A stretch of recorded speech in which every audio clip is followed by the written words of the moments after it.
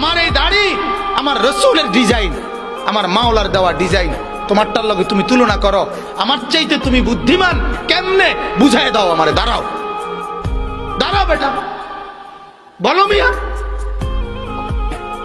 কোরআনুল কারীমে আছে, আল্লাহ তাআলা বলেন ওয়ালাকাদ খালাকনাকুম সুম্মা সাওয়ারনাকুম, বান্দা আমি তোমাকে বানিয়েছি, আমি তোমাকে সাজিয়েছি। বানাইছে কে?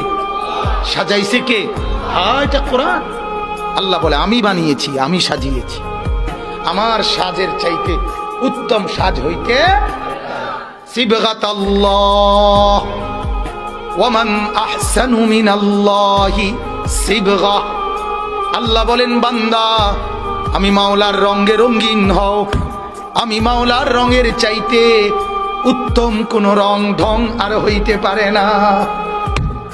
যদি বলেন মাওলা কোনটা আপনার রং, কোনটা আপনার ঢং, আল্লাহ বলবেন লাকাদ কানা লাকুম ফি রাসূলিল্লাহি উসওয়াতুন হাসানা।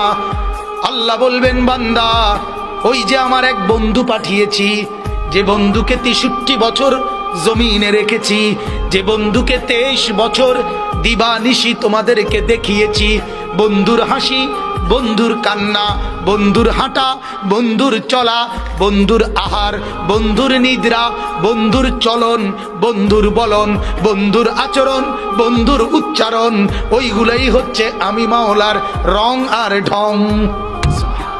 সে বন্ধুকে মুহাম্মাদুর রাসূলুল্লাহ সাল্লাল্লাহু আলাইহি ওয়াসাল্লাম।